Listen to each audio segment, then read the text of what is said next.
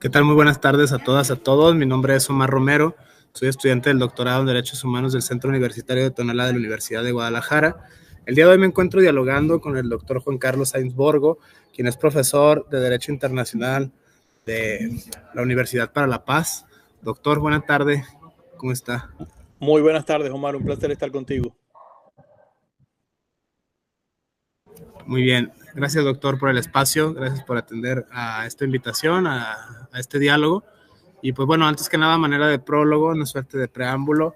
La razón de ser de esta charla, de este diálogo, tiene, vaya, su inspiración en la asistencia y participación al Coloquio Internacional de Derechos Humanos y Derecho Internacional Humanitario que se llevó a cabo el 18 y 19 de abril en el Poder Judicial del Estado de Jalisco, donde, dicho sea de paso, tuve la dicha de conocer al doctor Juan Carlos Sainz Borgo como ponente. El coloquio en general fue la temática en torno a las víctimas entendidas desde su más amplia acepción, víctimas del delito, víctimas indirectas, víctimas directas y un largo etcétera, niños, discursos de odio, mujeres, adultos mayores, grupos vulnerables, vaya, que se encuentran en calidad de víctimas. Y bueno, precisamente una de las participaciones del doctor Juan Carlos es en torno a esta, digamos, análisis del fenómeno del derecho internacional, de los derechos humanos, por ejemplo, en la región.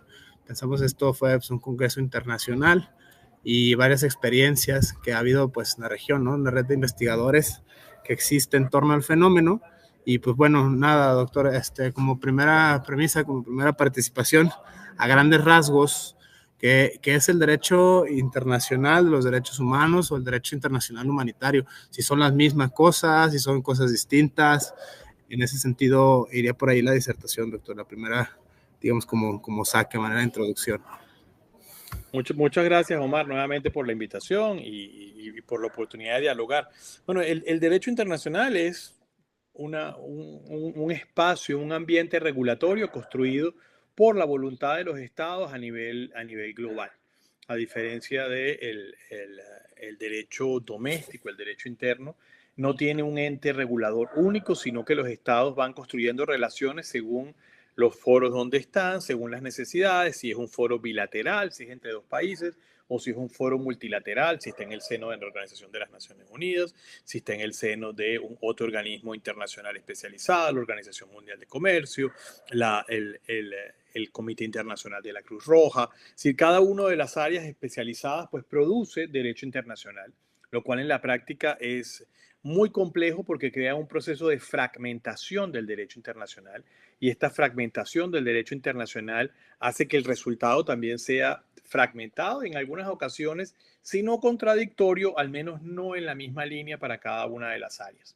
¿Qué te digo? Por ejemplo, cuando me preguntas sobre derecho internacional humanitario y derechos humanos, el derecho internacional humanitario es lo que se llamaba antes de la Segunda Guerra Mundial el derecho de la guerra, el derecho de los conflictos armados, lo que regula el uso de la fuerza del Estado en ocasiones de un conflicto armado, bien sea conflicto armado interno, conflicto armado internacional. Pero con los derechos humanos se hace como dos capas de derechos, y a veces es difícil articular de una manera clara dónde empieza uno y dónde empieza el otro. Muy bien, doctor. A manera de, bueno, de continuar con esta premisa, con estas intuiciones, una de las críticas muy fuertes, muy feroces desde la academia y desde otras voces que existen al derecho internacional, precisamente es la falta de coercitividad que tiene, ¿no? A distinción de la fuerza pública que pueden tener los estados, por ejemplo, en materia de derecho penal, o el estado coercitivo, vaya, la aplicación, el jus puniendi, ¿no? Le llaman en ese sentido, la fuerza de castigar, ¿no? La fuerza de vigilar a lo Foucault.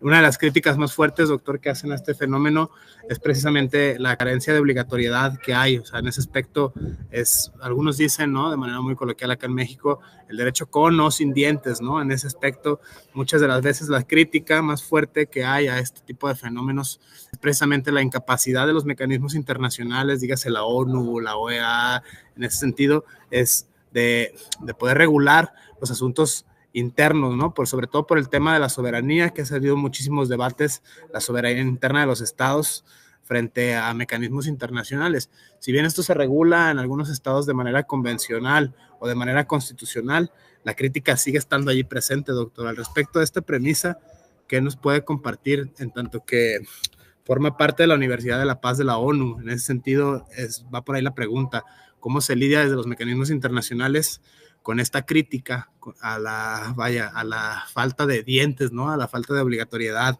que tienen estos mecanismos? Es decir, ¿cómo funcionan? Si funcionan como mecanismos jurisdiccionales o mecanismos no jurisdiccionales. Pienso, por ejemplo, acá en México, en concreto caso, la CNDH, ¿no? La Comisión Nacional de los Derechos Humanos, que solo extienden recomendaciones, ¿no? Que solo hacen como una especie de exhortación. No sé si esta crítica, ¿cómo la conciben, doctor, desde el quehacer, profesional, desde el derecho internacional de los derechos humanos? Mira, sin duda hay una diferencia sustancial entre lo que es el espacio nacional del ordenamiento jurídico nacional y el internacional y su alcance. La gente confunde la capacidad de imponer una sanción a la ruptura de un consenso sobre el tipo de gobierno global que tenemos. Es mucho más fácil construir un consenso, un pacto social nacional que uno a nivel global. Pero cuando se logra en la comunidad internacional construir un acuerdo, construir un consenso, es mucho más fuerte la reacción que tiene el derecho internacional contra un país que está en el centro de ese consenso que incluso en la esfera doméstica. Por ejemplo, cuando Saddam Hussein invadió Kuwait e incorporó Kuwait a su territorio, hubo un consenso global en el mundo entero. Todos los países del sistema internacional acordaron aplicar las sanciones y se estructuró una coalición internacional que expulsó a Saddam Hussein de Kuwait y fue una coalición con miles y miles de hombres, tanques, aviones. En ese sentido, yo nunca he visto que un Estado pueda desarrollar, un solo Estado, tal cantidad de fuerza contra alguien que se sale del sistema o va en contra del sistema. Lo que sucede es que es más evidente en este momento la ruptura del consenso internacional que lo vemos en el nivel global. Nosotros en el caso en la esfera doméstica decimos, hay mucha inseguridad en el Estado, decimos, hay muchos problemas, hay narcotráfico, pero no hay una identificación de los problemas con el sistema. Mientras que en el caso internacional, si hay unos problemas similares, se dice que el que no funciona es el sistema, cuando lo que está en el centro de ambos es una falta de construcción de un consenso de los actores para cumplir las reglas que los propios actores se han dado. En ese sentido, doctor, a nivel internacional, otra de las grandes premisas que giran en torno a los debates contemporáneos es la relación, el vértigo de la multidisciplinaridad. En este caso pienso en concreto las relaciones que existen entre derecho, política y economía. Muchas de las veces se tiende a pensar por ciertos analistas que este tipo de mecanismos no obedecen más que a lógicas de la macroeconomía o a intereses económicos de ciertas potencias, ¿no? Esa es una de las críticas que hay también, se suele esgrimir desde ciertos flancos, ciertas voces, esta interrelación entre disciplinas, a saber, insisto, ¿no? Derecho, economía y política. Al respecto, bueno, está atravesado pues, los temas de la soberanía nacional, el tema de que, bueno, los límites espaciales de los estados no necesariamente obedecen a criterios geográficos, ¿no? En ese aspecto tienen otra delimitación que no necesariamente es la delimitación espacial como tradicionalmente se concebía, y cómo va mutando, digamos, estas dos nociones, tanto el Estado nacional, la soberanía del mismo y la erupción de políticas monetarias internacionales para poder no llevar la paz, ¿no? Que ese es uno de los grandes críticas que están sobre el tintero, ¿no? En los debates contemporáneos, pienso en el siglo XXI, al respecto de esta interrelación, doctor, multidisciplinaria, ¿cuál sería el posicionamiento o cuál es la postura que se maneja, por ejemplo, a nivel de las Naciones Unidas o desde el punto de vista de la Universidad para la Paz?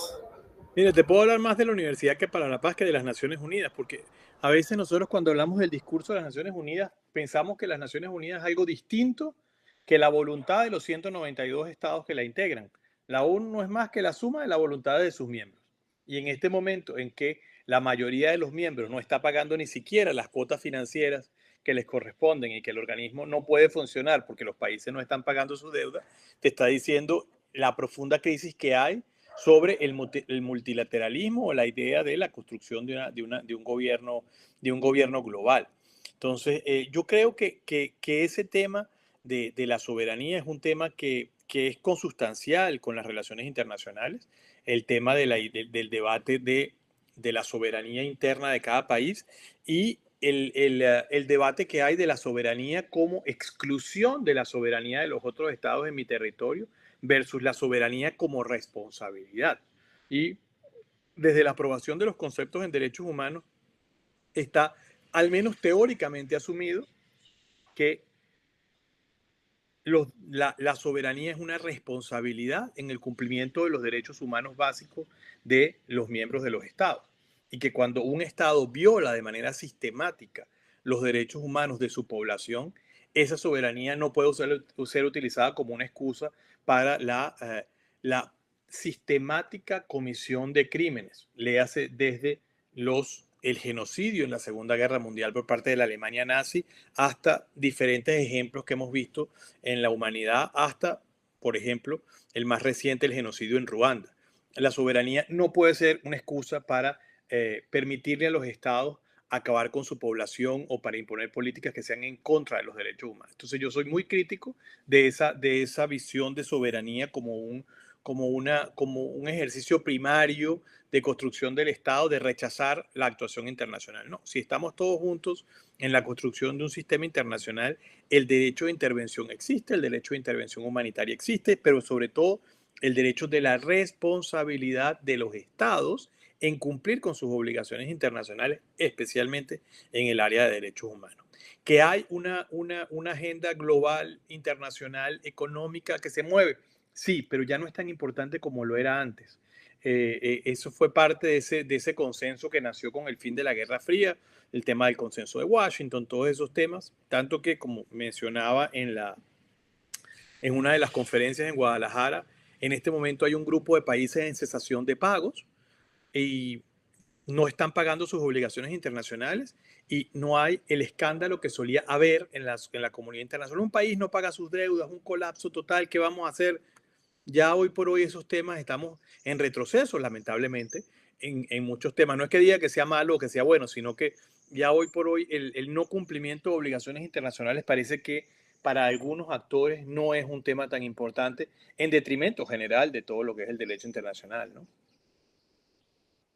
Desde el punto de vista, doctor, de la cultura de la paz o de la Universidad para la Paz, ¿cómo es que ustedes lo conciben como institución? Vaya, la Universidad para la Paz.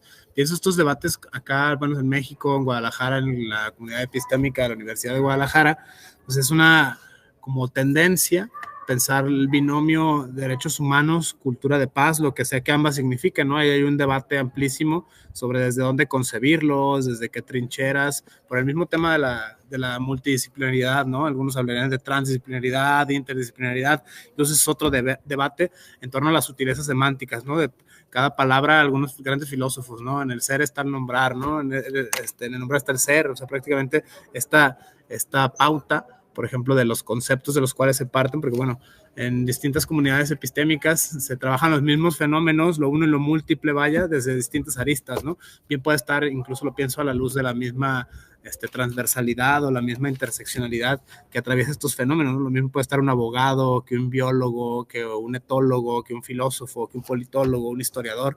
Además, digamos, la realidad es tan compleja usando estas categorías, ¿no? De análisis de Edgar Morin o Edgar Morán, ¿no? Lo complejo, o sea, son tan cambiantes y tan dinámicas las sociedades líquidas a lo Bauman, ¿no? El reto posmoderno, o sea, prácticamente todos estos desafíos que desde el nihilismo o la posverdad, estos tipos de fenómenos, la cultura de la paz da como una especie de esperanza, una suerte de resabio de que sí se puede, vaya, llegar a una suerte de consenso mínimo básico de valores. Ya no se habla de universalidad, ¿no? Ya se ha renunciado a estos sueños, digamos, muy decimonónicos. Sin embargo, el tema sigue sobre la mesa, ¿no? ¿Qué es la paz? ¿Qué significa? O sea, fenómenos tan aberrantes que actualmente, pues no sé, reclutamiento de niños forzados, del narcotráfico, trata de personas, las migraciones masivas y un largo etcétera de fenómenos que aquejan a las sociedades en las que vivimos, ¿no? Pese a la gran cantidad de tratados internacionales firmados en materia de derechos humanos, pese al gran esfuerzo de los estados de constitucionalizar políticas públicas y principios para poder hacer frente a estas realidades. Una de las críticas muy fuertes es, bueno, ¿y la paz para qué? ¿O la paz para quién? ¿O la paz desde dónde? ¿No? En ese aspecto, muchas, digamos, voces interrelacionadas en esto, de distintos especialistas, desde distintos flancos, no sé, desde poderes legislativos, desde poderes judiciales. Cambia, vaya, la argumentación que se le dé, el sesgo desde la academia, gente que se dedica al activismo. Desde este punto de vista, doctor, usando esta categoría, lo uno y lo múltiple, al respecto de la cultura de paz, que nos puede mencionar, por ejemplo, o sea, ¿qué es o cómo la conciben ustedes en la Universidad para la Paz? Sí, fíjate que yo empezaría por decir que la paz es uno de esos elementos en que todo, es uno de esos conceptos, es una de esas definiciones que tanto las sociedades como los colectivos necesitan, quieren, desean, pero que normalmente no están dispuestos a pagar el precio que la paz requiere. Entonces, cuando hablamos de cultura de paz, tú hiciste un muy buen resumen de todos los debates teóricos alrededor de ellos, pero que para nosotros claramente la paz tiene que ver no simplemente con la definición de la paz como ausencia de conflicto. La paz es un estado en que tú tienes que a través de la educación, no solamente la educación para la paz, sino la educación en la paz, tú vayas sembrando las que son las bases de una comunión de valores donde los elementos de soluciones cooperativas, donde la construcción de una narrativa de los elementos de paz sea transversal a todos los sistemas y que eso vaya permeando alrededor de toda la comunidad, bien sea local, bien sea regional, bien sea global. Y en ese sentido yo creo que estamos viviendo uno de los peores momentos del siglo XXI, sin duda. Tenemos dos grandes frentes abiertos de guerra donde parece mentira, en el gran debate, en la gran comunicación global, no se habla de paz, sino de lo que se habla es la guerra y cómo terminar la guerra a través de la victoria sobre el otro. Solo actores muy limitados en el espectro internacional vienen hablando del tema de de la paz. Algunos hablan de la necesidad de una tregua, pero ninguno está desarrollando el discurso necesario para la construcción de una paz. Y por el contrario, estamos avanzando son en las medidas represivas, por ejemplo, en lo que son los, eh, los esquemas como por ejemplo la represión, como a través de las medidas de la Corte Penal Internacional, en el caso de Vladimir Putin y Rusia, en el caso de las más investigaciones y denuncias en el caso de Israel y Palestina, pero no estamos atacando las bases del conflicto, no estamos atacando esos elementos educacionales fundamentales en la construcción de una paz duradera, de una paz sustentable en el tiempo. Y por eso tanto volvemos a lo que es el último gran acuerdo de la comunidad internacional, que fue la Agenda 2030 de la Organización de las Naciones Unidas. Esos 17 elementos que si pudiéramos abordar esos 17 elementos, si los países pudieran continuar con la construcción de esa agenda global, pero a través de lo nacional, eliminando el hambre como la principal causa de los conflictos, si pudiéramos proveer de educación de calidad, si pudiéramos proveer de una igualdad de género, si pudiéramos tener un consumo responsable, si pudiéramos trabajar en cada una de esas metas como las metas nacionales, sin duda estaríamos disminuyendo en gran medida el comienzo de los conflictos y estaríamos abonando muchísimo para una sociedad en paz. Doctor, desde el punto de vista internacional, esta premisa yo la planteo ahora, bueno, para ver la resonancia que tiene desde el punto de vista internacional precisamente. En México se habla recientemente, en los últimos 18 o 20 años, sobre el nuevo modelo de paradigma, ¿no? La inclusión de los mecanismos alternativos de solución de controversias o conflictos, los famosos MASC, en ese sentido como mecanismos precisamente que fomenten la cultura de la paz, o le llaman algunos teóricos, recurriendo a la etimología griega, a la ireneología, ¿no? Esta ciencia de Irene, o sea, prácticamente se suena como cacofonía, ¿no? La pasología, o sea, por eso la necesidad de recurrir a la etimología de corte griego, pero entre estas grandes virtudes de este nuevo discurso, que como todo discurso protoemergente, se ve la necesidad de, vaya, en la encrucijada de justificarse tanto epistemológica como ontológicamente, es decir, qué es, qué estudia, cuáles son sus mecanismos, cuáles son sus métodos, cuáles son sus autores. En este aspecto, una de las fuertes críticas que hay es que, bueno, no sea parte de referentes semánticos concretos por los cuales, pese a la buena intención de los estados o a las agendas internacionales, es difícil llegar a un acuerdo dada la polisemia que subyace a los conceptos, ¿no? O sea, una de las vertientes académicas que tienden a, digamos, resolucionar este tipo de conflictos a nivel México, lo estoy pensando en concreto, ¿no? Que es la latitud que a donde yo me encuentro, los fenómenos políticos, los fenómenos constitucionales, los fenómenos convencionales, intentan introducir en la agenda nacional estos objetivos, ¿no? De las ODS, por ejemplo, ¿no? La Agenda 2030, en ese aspecto, cómo hacerlo real. Una de las críticas que hay es precisamente esta falta de referentes o esta falta de digamos, como pautas semánticas similares de las cuales partir. O sea, prácticamente estamos condenados a la ambigüedad, a la vaguedad, a la oscuridad. Algunos dirían que esto no tiene nada que ver, ¿no? Que quizá esto es un lujo accesorio de la academia frente a las realidades tan atroces que quejan a la región, ¿no? En este caso, a la región latinoamericana. Pero, sin embargo, la pregunta, ¿cómo es que se ciñen estos nuevos paradigmas, sobre todo la cultura de la paz? ¿Cómo es que se piensa esto? O sea, lo decía usted hace rato, ¿no? Pensar en, desde, por y para la paz. O sea, sin embargo, el problema, una versión muy ingenua, es la paz es la ausencia del conflicto, ¿no? Sin embargo, la paz, bueno, algunos hablan de que es un constructo teórico, que la única forma de lograrlo es colaboración internacional, educación, políticas públicas y una suerte de economía, ¿no? Porque aquí se meten estos factores, como lo mencionaba anteriormente, política, derecho y economía. Al respecto, doctor, desde la agenda internacional, ¿cómo se concibe este tema de la construcción de estos nuevos paradigmas? Por ejemplo, la irenología, ¿no? O la cultura de la paz.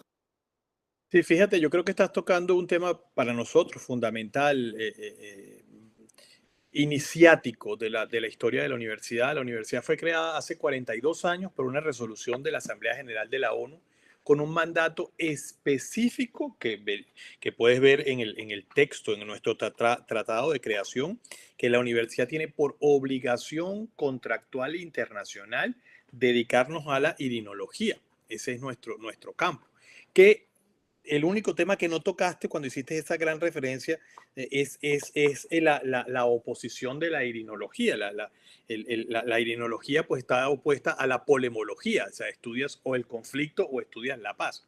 Normalmente se estudia, estamos más acostumbrados al estudio de la polemología, que aunque poco se nombra el estudio de la polemología, más que el estudio de la irinología, de los temas de paz. Entonces, la universidad ha hecho un gran esfuerzo, un esfuerzo fundamental, histórico, en estos 40 y tantos años en funcionamiento, en darle contenido a los estudios de paz. Y quizás el gran aporte que ha hecho la universidad es que se puede estudiar la irinología desde todos los aspectos. La universidad posee unas 22 maestrías en las áreas de estudios de paz y conflicto, género, medios de comunicación, derecho internacional, solución de conflictos, ambiente, cambio climático, como una respuesta en cada una de estas áreas desde el estudio de la irinología. Pensar que el componente, por ejemplo, en el cambio climático no hay un elemento de irinología, no hay una forma de construcción de paz a través de la lucha contra el cambio climático, a través de construir soluciones al cambio climático.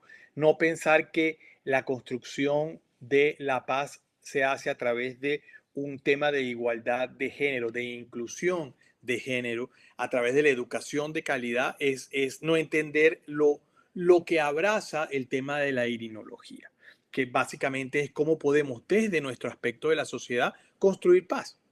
Y a veces es tan complejo, es tan difícil porque es casi un un apostolado, el tema de entender que tienes que empezar por tener un discurso no violento, hablar de formas de comunicaciones no violentas, construir consensos, que es exactamente lo contrario de lo que las sociedades, los medios de comunicación y especialmente las redes sociales nos están dando hoy por hoy. Nos están dando división, nos están dando conflicto, nos están dando elementos que hacen muy, muy, muy difícil la construcción de ese consenso para una paz.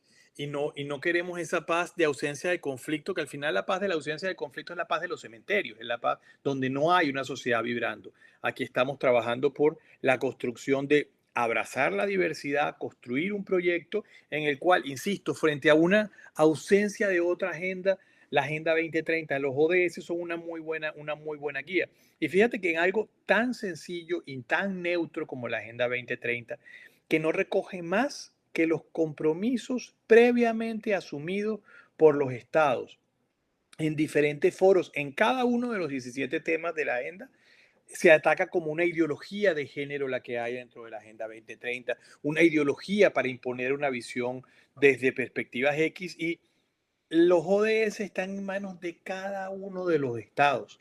Los mecanismos son de automonitoreo y lo que hace el sistema de Naciones Unidas es comparar lo que cada país dice que hay y a su vez, con esa información que los países proveen, decir cómo se está avanzando y cuál debe ser la prioridad de la comunidad internacional. Entonces yo creo que nos hace falta mirar de nuevo lo que significa la limnología, mirar cómo nos estamos relacionando como miembros de una sociedad y a partir de allí intentar la construcción de una sociedad mucho más pacífica y menos confrontativa.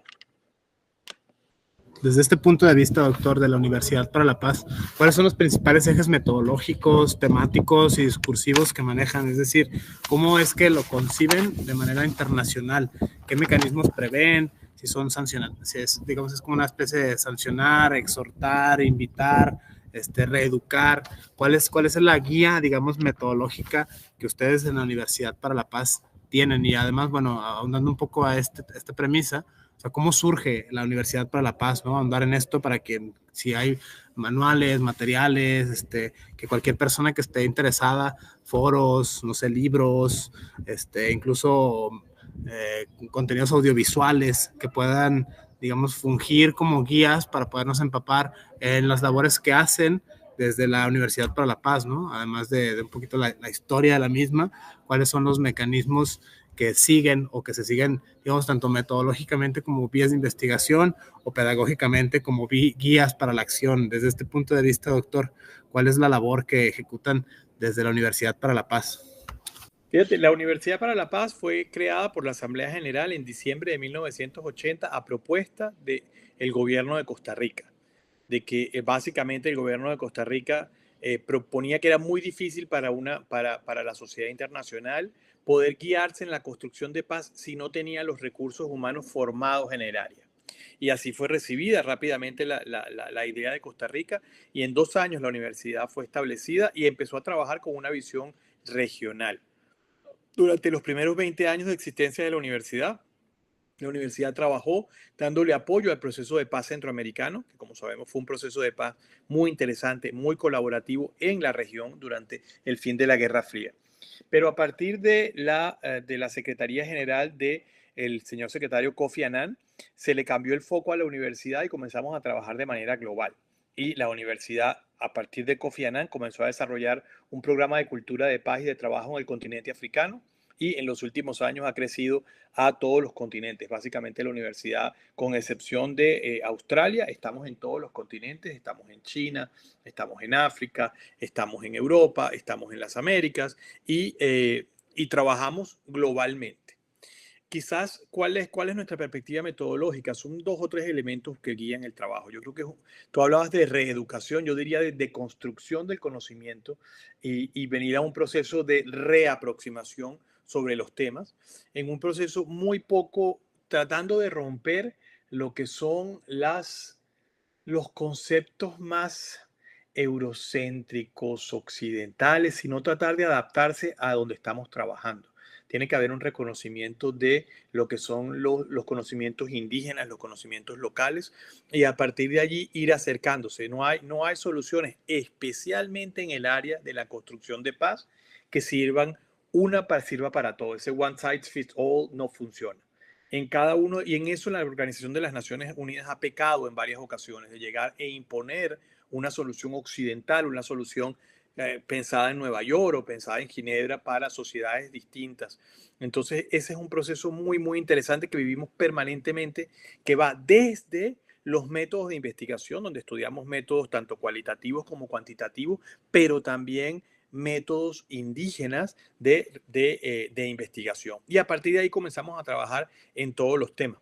Tú mencionabas al comienzo de nuestra conversación lo que era la justicia transicional y hablabas del caso de Colombia como los campeones del tema de la justicia transicional, que frente a una crisis profunda de la justicia global, que nadie dice que la justicia no funciona, pero todo el mundo sabe que la justicia no está funcionando a nivel mundial y que en el Congreso en Guadalajara discutimos mucho que está la crisis que estamos viviendo, que la gente no va a los tribunales a buscar justicia, sino que la gente va a buscar venganza.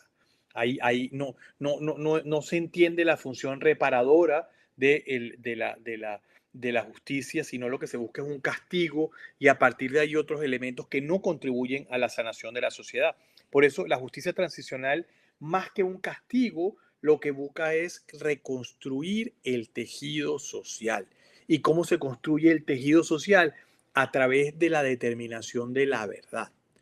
Muchas veces, como tú decías antes cuando conversábamos sobre el tema de la formación legal, a veces los abogados son extremadamente operativos y lo que están buscando es una victoria procesal y no el fin último, que es la justicia y la verdad. La justicia transicional toma eso, insisto, deconstruyendo los principios básicos de la justicia. ¿En qué sentido? La justicia tradicional entiende como el primero que toda persona acusada es inocente hasta que se demuestre lo contrario. En la justicia transicional es todo lo contrario. El culpable se acerca y dice, yo soy culpable, yo cometí el crimen y le voy a contar qué fue lo que pasó. Esta aproximación proviene de la justicia africana. Esta es una idea que nace después del genocidio en Ruanda, en el cual después del genocidio, en un par de meses, la justicia ruandesa metió presa 500.000 de personas. Sí, estadios llenos de gente para ser juzgado. ¿Qué puedes hacer con un estadio lleno de gente culpable? Nada, o sea, nada. Más, a ti no te interesa quién agarró el machete y mató a alguien en su cuadra. A ti te interesa es quién fue el que pensó, quién fue el que utilizó los mecanismos del poder, quién sistemáticamente llevó a un país a un genocidio, quién utilizó la radio, cómo se diseñaron. Esas son las personas que tienes que castigar. A los demás tienes que poderlos reasimilar en la sociedad y se dio en Ruanda un tipo de justicia tribal, un tipo de justicia comunitaria, que son básicamente círculos de justicia, donde el acusado se acerca a la comunidad, cuenta sus crímenes y la comunidad le impone una pena de carácter comunitario. Normalmente trabajo con las víctimas, normalmente elementos que contribuyen con la recuperación del tejido social a nivel comunitario, pero a su vez a poder reconstruir esa sociedad para avanzar en el futuro. Entonces, Colombia, como tú bien decías, asumió que para poder tener un proceso de paz sustentable, ellos que tantas veces han intentado construir la paz y que no lo han logrado, se da con los elementos de la verdad, la justicia y la no repetición. Y solamente se puede dar una paz sustentable si yo establezco la verdad, imparto justicia y garantizo que eso no se vuelva a dar. Eso es parte de lo que estudiamos y eso es parte de lo que hacemos. Nos acercamos a las comunidades y tratamos de analizar esos temas y por eso tenemos alumnos, tenemos un centro, por ejemplo, en Somalia, que es un país que está considerado como uno de los países en guerra en el mundo y es uno de los países donde la gente estudia más paz, donde la gente está comprometido a construir una solución diferente para los problemas que tiene. Desde estas aproximaciones al panorama global, doctor, llaman mucho mi atención dos premisas. La primera tiene que ver con el reconocimiento de los pueblos originarios. O sea, muchas veces los usos y costumbres, esto es un tema que ha surgido acá en México últimamente. Por un lado está constitucional y convencional, ¿no? O sea, ¿cuál es digamos, acá en México pues, está la contradicción tesis 293, ¿no? Que tienen un mismo rango constitucional en términos de soberanía, los mecanismos internacionales, los tratados de derechos humanos y otros, con el bloque, digamos, constitucional. Desde este punto de vista, salta a la vista para ese tipo de pueblos, para ese tipo de costumbres que, bueno, lo mencionaba también, muchas veces el discurso de los derechos humanos es visto como un arma de opresión global. O sea, gente que democratizados a fuerza, ¿no? Occidentalizados a fuerza, o sea, prácticamente es una de las críticas que hay por pueblos, no sé, pienso Medio Oriente, Asia, África, críticas muy reacias a los modelos democráticos, a los modelos políticos, a los modelos jurídicos de Occidente. Desde ese punto de vista, los derechos humanos, lejos de emancipar, oprimen, ¿no? Que es como la contraparte discursiva, y creo yo que es un gran depende, ¿no? Depende de cómo se conciba, depende de dónde se parta, depende de cómo se resuelvan las cosas, porque también tocándolo desde el punto de vista de las justicias restaurativas, ¿no? Este otro nuevo paradigma en las ciencias jurídicas actuales, que precisamente tienden a paliar la brecha procesal que existe, procesos largos, procesos desgastantes, procesos económicamente costosos, material y emocionalmente insoportables, ¿no? En ese sentido surgen este tipo de justicias que, bueno, también pone otro debate, ¿no? El tema lo mencionaba, de sancionar, el tema del derecho penal, por ejemplo, ¿no? El tema de las sanciones, el vigilar y el castigar, por ejemplo, a lo Foucault, en ese aspecto, esta línea, ¿no? Es que defienden criminales, es que ya tienen más dignidad los criminales que las víctimas, ¿no? El victimario de ahora resulta que es víctima de los sistemas procesales y entonces tiene derechos humanos, pero no tenía derechos humanos cuando, qué sé yo, estaba destazando familias enteras, ¿no? Cuando mataba, secuestraba, etcétera. En ese aspecto, ¿cómo conciben desde la Universidad para la Paz estos fenómenos? Por un lado, el tema de, no sé, ¿cómo le llaman? Asimilar, eso es de los antropólogos, ¿no? Asimilar culturalmente a una nación a otra, ¿no? Esta es la forma, estos son los valores, este es el estilo de vida y no otro. O sea, para que tú seas ciudadano de primera categoría, tienes que entrar en estos estándares internacionales. De lo contrario, no sé, eres un salvaje, eres un autóctono, muy pensando en los primeros antropólogos, ¿no? Estos colonizadores, prácticamente los salvajes y los civilizados, ¿no? Y por otro lado, los mecanismos alternos o las justicias, digamos, no convencionales o este nuevo paradigma a nivel internacional. ¿Cómo es que lo están pensando ustedes de la cultura de la paz, doctor? Sí, fíjate, yo creo que este es un dilema, debate muy importante y que yo creo que tiene que ser analizado desde la seriedad. O sea, yo creo que no podemos pensar, pese a que estos estudios provienen de una visión eurocéntrica occidental y que el derecho internacional especialmente es un producto eurocéntrico impuesto vía colonial hace 200, 300 años. Hoy por hoy hemos avanzado para determinar poder diferenciar una cosa de la otra y qué es lo que significa una imposición de una visión colonial frente a lo que significan los valores claves del ser humano. Y yo creo que independientemente de cualquier visión hay unos elementos de dignidad básicos sobre la igualdad de las personas que tenemos que lograr analizar cuál es el centro, cuál es el corazón de esas definiciones. Y yo creo que a partir de allí uno puede empezar a trabajar.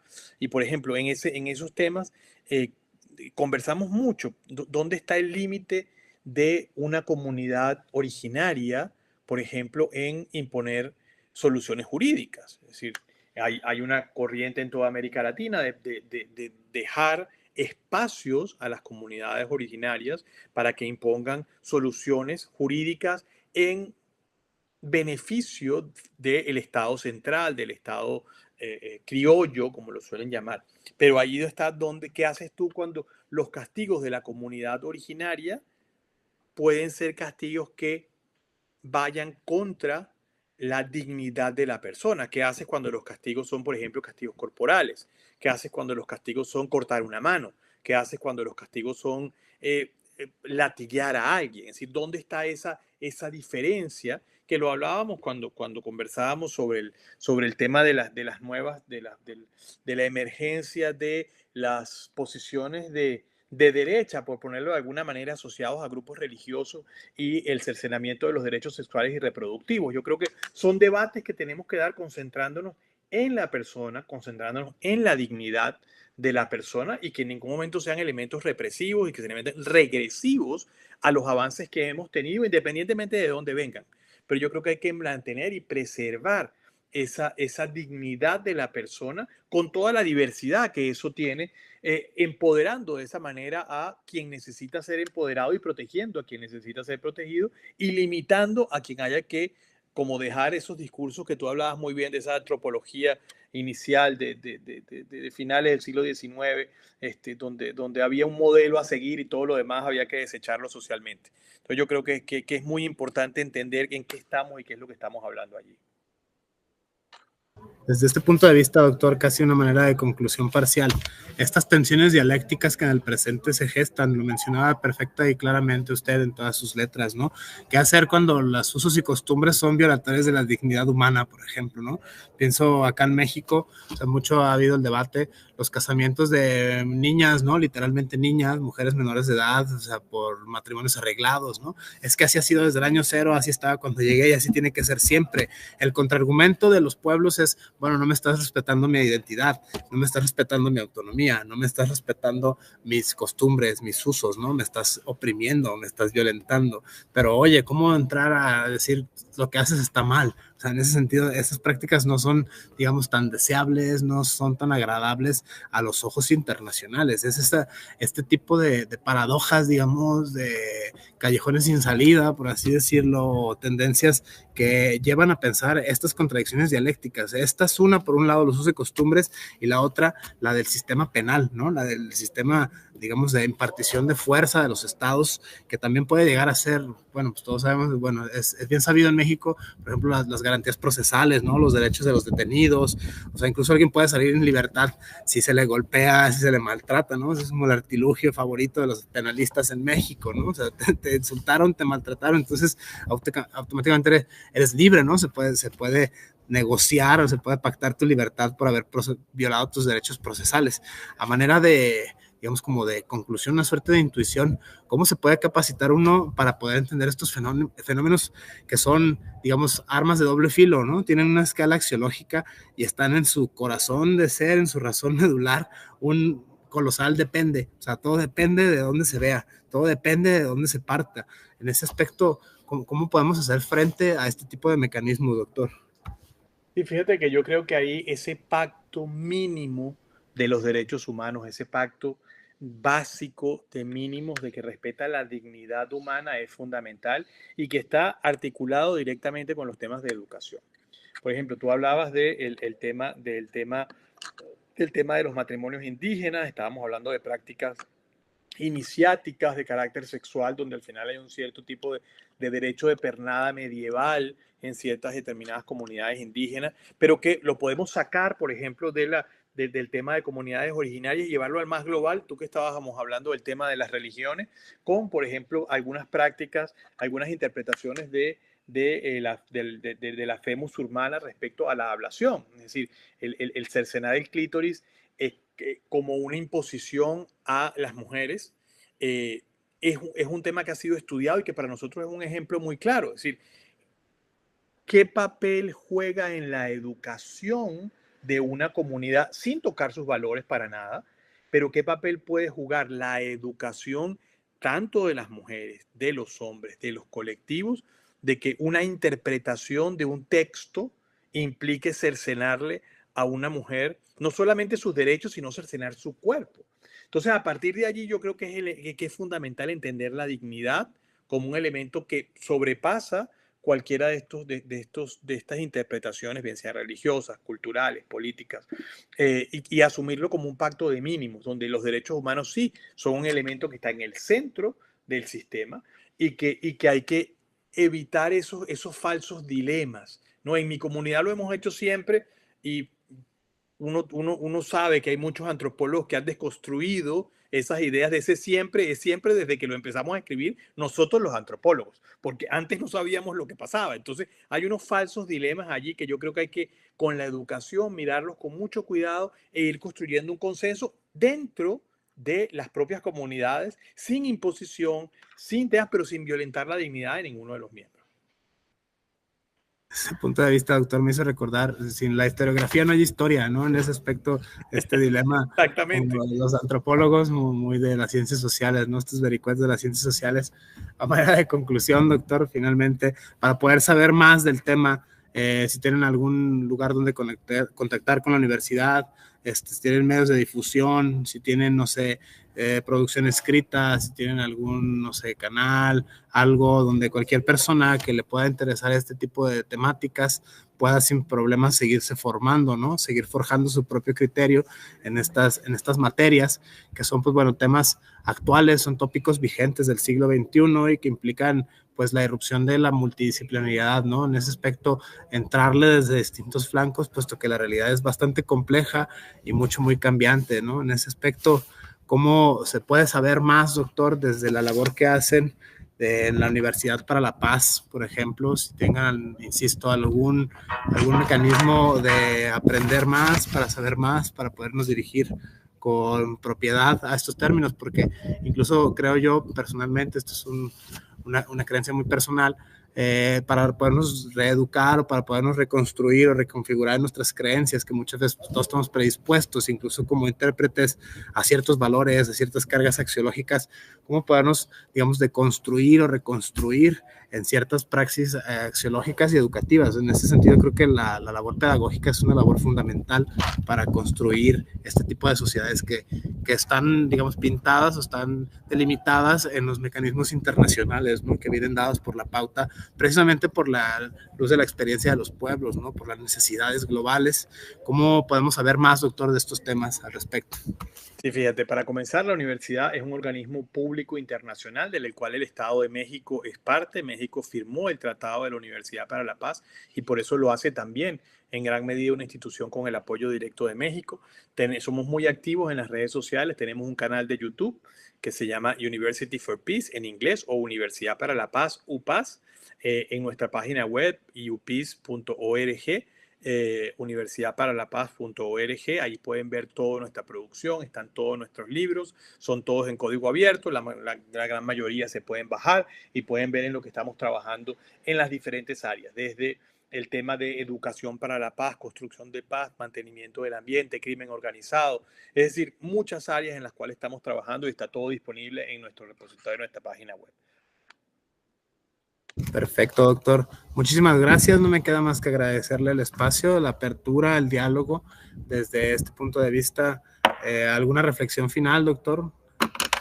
No, Omar, agradecerte mucho el haberte acercado, el abrir este tema para conversar. Yo creo que mirar los problemas sin prejuicios, sin soluciones preconcebidas, sino pensando en qué necesita el individuo, qué necesita la sociedad para construir una paz sostenible, es a lo que tenemos que dedicarnos en la academia a todo nivel.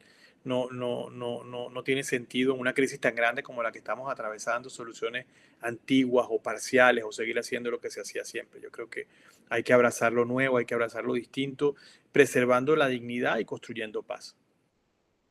Pues bueno, no me queda más que agradecerle, doctor, insisto, el espacio y a la audiencia por la paciencia.